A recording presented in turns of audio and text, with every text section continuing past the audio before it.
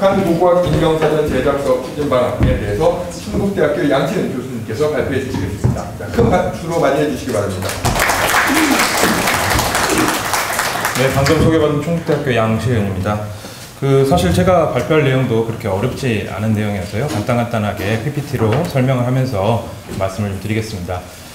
제가 맡은 부분은 북한 고고학 인명사전 관련 부분입니다. 그래서 사실 북한 고고학 인명사전이 왜 필요할 것인가 라고 하는 부분에서 먼저 물음표를 한번 던져볼 수 있을 것 같은데요. 기본적으로 우리가 통일이 되었다면 사실 인명사전이라고 하는 게 어떤 의미를 가질 수 있을까라고 하는 부분에서는 조금 의문이 있을 수 있겠습니다만, 현재 남북한이 서로 이렇게 떨어져 있는 상황이기 때문에 그런 상황에서 북한 고고학자들과 관련된 정보라든가 관련된 내용들을 정리해 보는 것이 좀 의미가 있지 않을까라는 생각이 들어서 그와 관련된 추진 방안에 대해서 좀 구체적으로 말씀을 좀 드리도록 하겠습니다.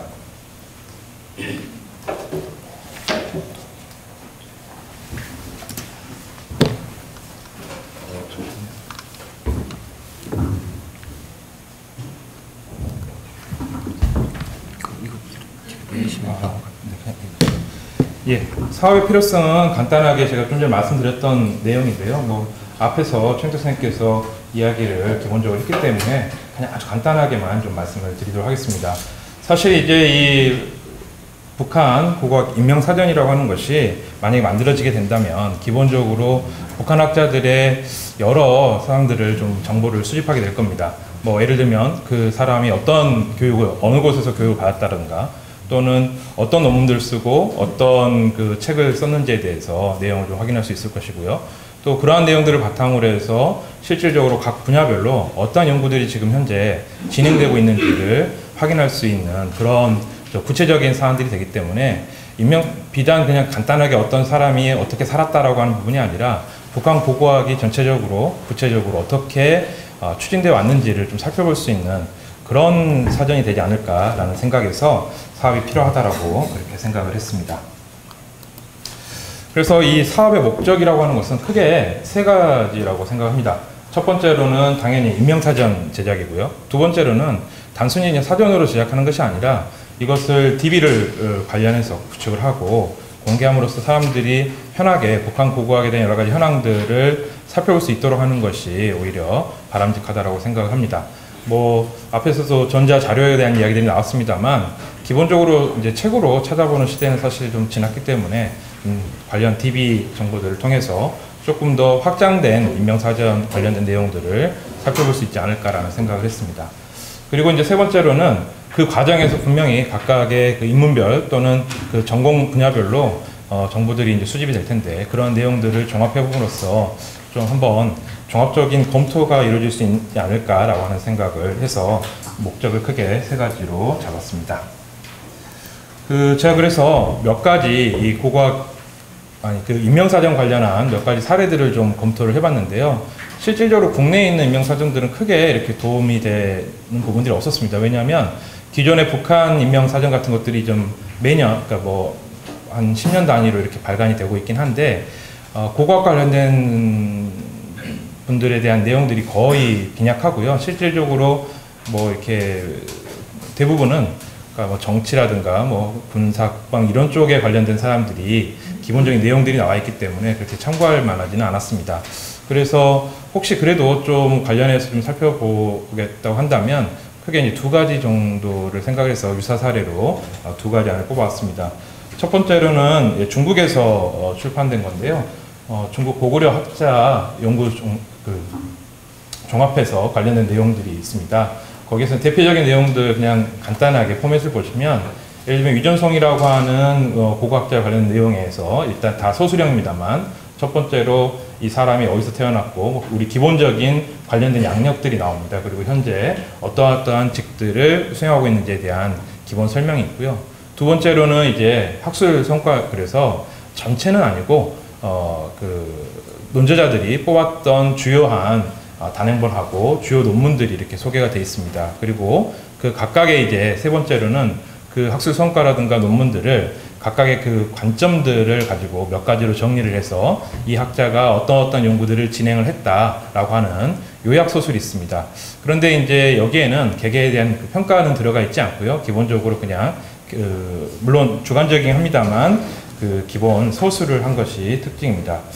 그래서 이 중국 고구려의 인명사전이라고 할 수 있는 고구려 전공자의 인명사전이라고 할 수 있는 것들을 봤을 때 크게 제가 봤을 때는 한 4가지 정도로 이 특징들을 좀 대별해 볼 수 있었는데요.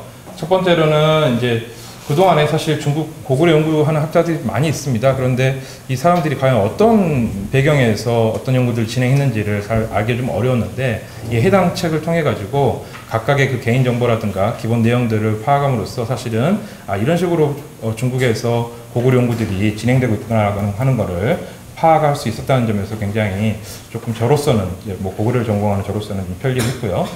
두 번째로는 이제 그 개인 물론 우리가 이제 검색 시스템을 통해 가지고 각 연구자들이 어떤 논문들을 썼는지에 대해서는 알 수 있겠습니다만 어쨌든 이렇게 학자별로 정리를 하니까 조금 더 편리하게 활용할 수 있었습니다. 그다음에 이제 세 번째로는 좀 전에 말씀드렸습니다만 그 개개인의 어떤 연구 그 기본 내용들은 되어 있습니다만 각 평가라고 할까요? 그런 비판적인 검토들은 없었기 때문에 그냥 인명사전으로서의 어떤 활용도를 볼 수 있었고요.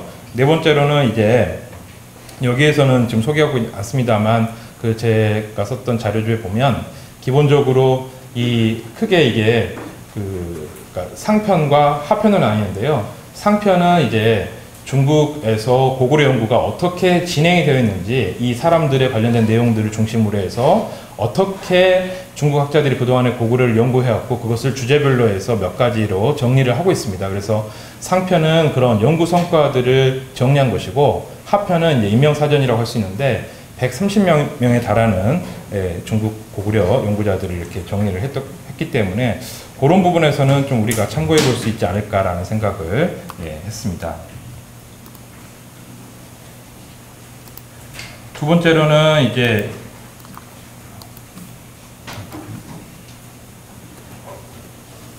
죄송합니다. 말을 잘 안 듣네요. 예. 두 번째로는 좀 오래된 책입니다만 일본의 역사가라고 하는 책이 있는데요.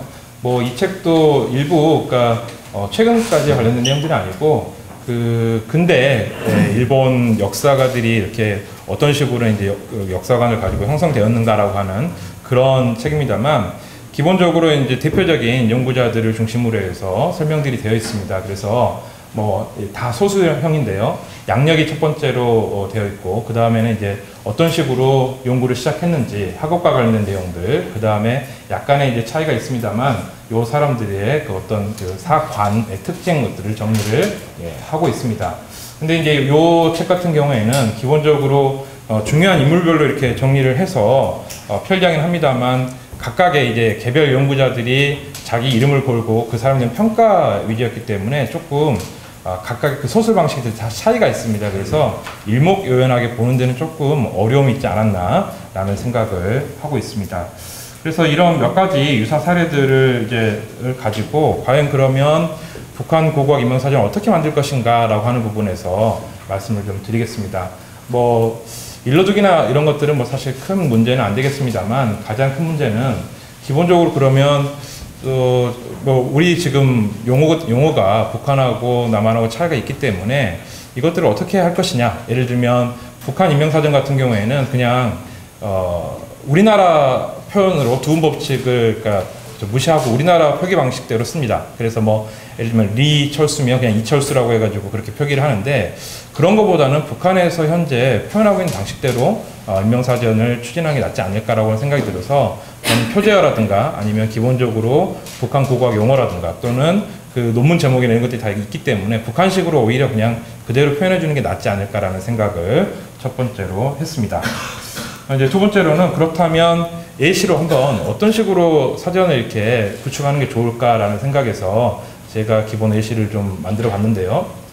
예를 들어서 그냥 최희국 선생 같은 경우에 사진 같은 경우는 이제 구할 수 있으면 저희가 이제 이렇게 구해보도록 하고 최근 연구자 같은 경우에도 그동안에 남북한 사업들이 굉장히 많이 있었습니다. 그리고 또 국제학술대에서 개별적으로 만나는 연구자들도 있기 때문에 사진 자료는 어느 정도는 확보할 수 있습니다. 그래서 그런 이제 확보된 사진 자료를 통해 가지고 사진을 붙이고요. 그 다음에 이제 성별, 그 다음에 언제까지 태어나서 언제까지 살았는지, 그 다음에 소속, 그리고 주요 전공, 최종 학위 이렇게 나눠볼 수 있겠는데, 물론 우리랑 조금 차이가 있습니다만 기본적으로 예전 분들이야 조금 더 쉽게 정보를 파악할 수 있습니다만 최근 분들은 그런 정보를 조금 파악하기 어렵습니다. 그럼에도 불구하고 예를 들면 조선고고연구라든가 이런 곳에 이렇게 필자에 대한 아주 간략한 기본 정보들을 보면 그 학위나 또는 그 직책, 그러니까 직위 이런 것들에 대해서는 연도별로 확인할 수 있는 방법들이 있습니다.